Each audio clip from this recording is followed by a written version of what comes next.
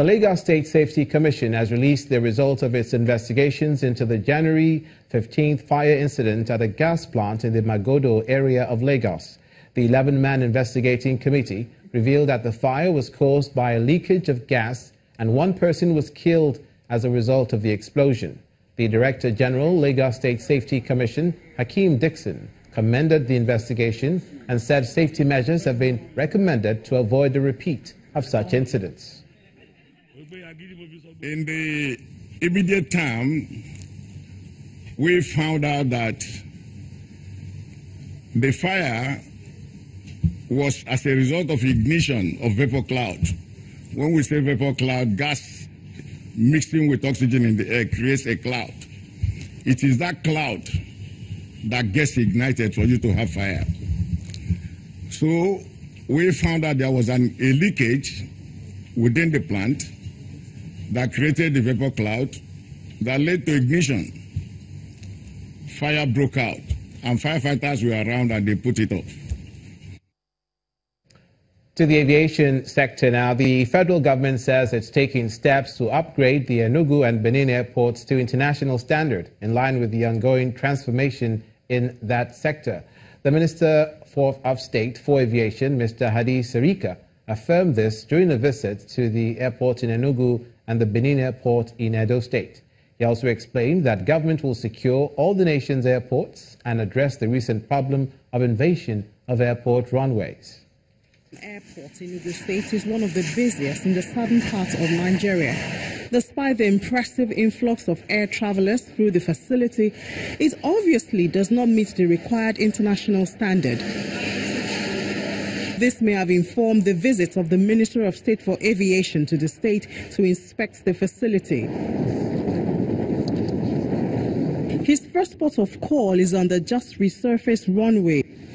The minister also inspects the ongoing work at the international terminal and other critical infrastructure at the airport.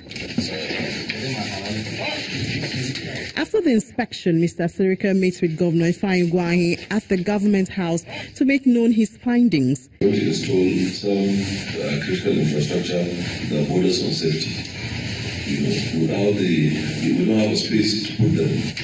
And once we don't put them, the new airport will continue to operate daytime airport. Terminal building stopped sometime mid last year. We had some issues, but we resolved the issues, and I just paid 1.7 billion naira for it to continue. And then I also was able to capture the balance in 2018. Governor Gwai assures the aviation minister that his government will ensure that the set goals are achieved. Let us have a formal letter detailing all this, so that by the advice, the technical team will not be there, and then we'll come back to you. And I assure you that the Enugu State government will do the needful. The Benin airport in Edo State is the minister's next destination, where he promises to ensure that the facility will be upgraded to international standard. The government is thinking of extending the runway length to at least 3 kilometers. We are partnering with the state government to achieve this.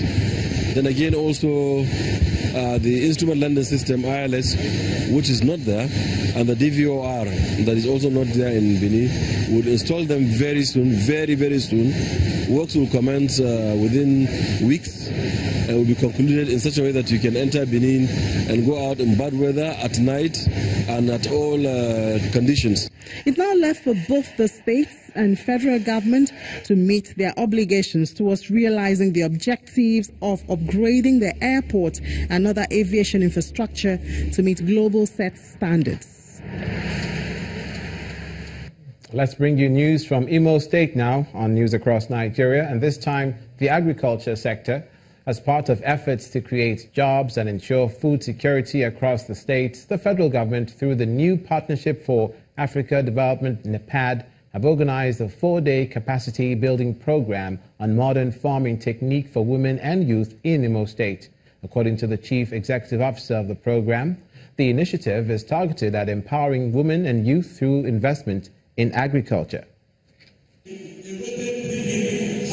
Women and youth from the 27 local government areas of Imo State are gathered for the maiden edition of a capacity-building program on modern farming techniques, organized by the new Partnership for Africa's Development, NEPAD.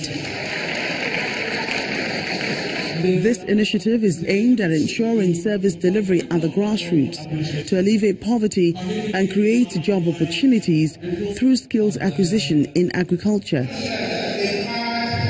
The Director of Programs Development and Implementation, NEPAD, paints a clearer picture on the core mandate of the program. A nation that can produce food for itself, the issue of peace, security, and development will be taken for granted. That's why we are coming here to promote farming through soil management, through animal husbandry, through cultivation of all manner of crops, especially for women and youth. According to the national coordinator, the program is also born out of President Muhammadu Buhari's promise to ensure agricultural development in states across the country. We partner with public and private sectors, the civil societies, and the media. So based on that, NEPAD is not doing any other thing than to ensure service delivery at the grassroots level, in line with the vision of our president. Participants are highly expectant that this empowerment opportunity will be the starting point of their financial liberation as they start off businesses to help improve their living conditions. And in health, a $178 million deal has been sealed between the federal government and the World Health Organization for the eradication of polio and other communicable diseases in Nigeria. The deal, which represents the WHO's 2018 to 2019 budget for health intervention, is aimed at strengthening the nation's primary healthcare system and effectively addressing cases of disease outbreak. At the signing ceremony in Abuja, the Minister of Health, Professor Isaac Adeole, and the WHO country representative said they were optimistic that neglected tropical diseases in the country will be effectively tackled.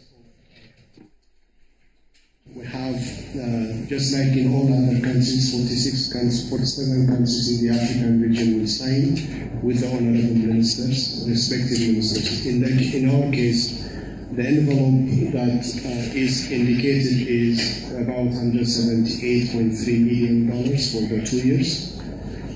There is category that has been indicated. The main focus and also the main cost that was envisaged to cost us is polio eradication activities. Other areas are communicable disease and non-communicable diseases, malaria, tuberculosis, and HIV/AIDS, and non-tropical, neglected tropical diseases.